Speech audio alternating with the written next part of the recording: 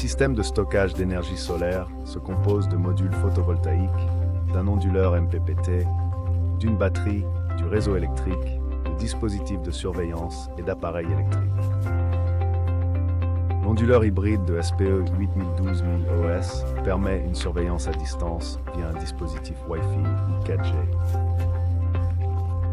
Caractéristique principale de l'onduleur SP 112000ES. Tension d'entrée PV maximale jusqu'à 550 VDC, 2 entrées AC avec interrupteur de transfert intégré, fonction réseau pour optimiser les plages horaires et réduire les pics de consommation, double sortie pour une gestion intelligente des charges et double MPP intégré. Déballage et inspection. Avant l'installation, vérifiez que l'appareil et son emballage sont en parfait état. Confirmez également la réception de tous les éléments mentionnés. Cette section présente brièvement l'interface de l'onduleur et la définition de ses ports.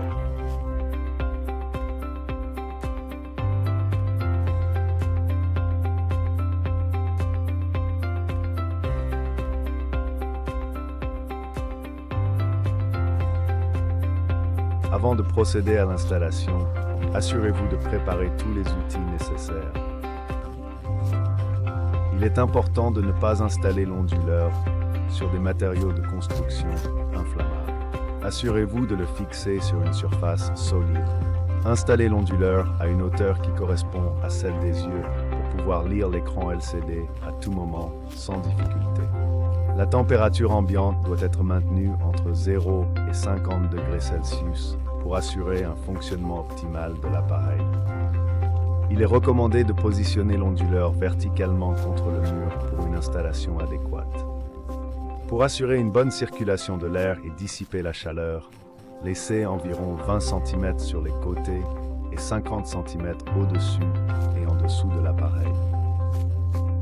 Fixez l'unité avec 3 vis. Il est recommandé d'utiliser des vis de type M4 ou M5.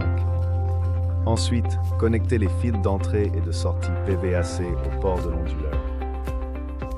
Pour le port de communication, branchez le module Wi-Fi ou 4G au port correspondant, puis fixez-le avec une vis. CT est un accessoire optionnel qui doit être acheté séparément. Actuellement, les spécifications des TC disponibles en option sont les suivantes.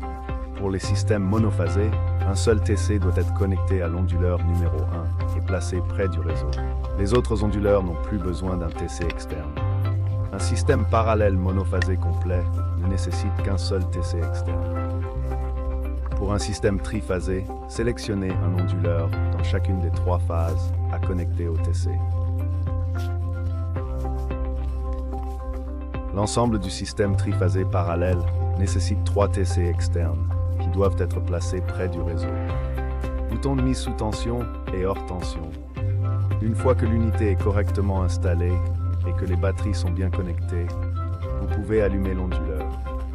Après avoir appuyé et maintenu le bouton Enter pendant 3 secondes, l'onduleur passera en mode de réglage. Appuyez sur le bouton Up ou Down pour sélectionner les programmes de réglage. Ensuite, appuyez sur le bouton Enter pour confirmer la sélection ou sur le bouton ESC pour quitter. Programme 99.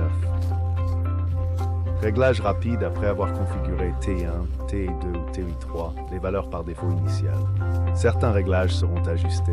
Les utilisateurs peuvent les adapter selon l'usage réel pour faciliter le réglage rapide des paramètres de l'onduleur. Programme 67. Configuration de l'alimentation réseau. Lorsque le programme est réglé sur ENA, l'alimentation solaire vers le réseau est activée. Programme 64. Temps d'alimentation de la batterie. Après activation de la fonction d'alimentation de la batterie via le programme 71, 3 périodes de décharge peuvent être définies via le programme 60. Programme 76. La fonction de limite d'exportation est activée lorsque le programme est réglé sur ENA, ce qui active la fonction de limite d'exportation du TC externe. Pour obtenir plus d'informations sur les réglages, veuillez consulter le manuel de l'utilisateur. Notre manuel de l'utilisateur propose des suggestions de dépannage. Si l'onduleur fournit des informations par défaut, vous pouvez consulter la liste pour le réparer.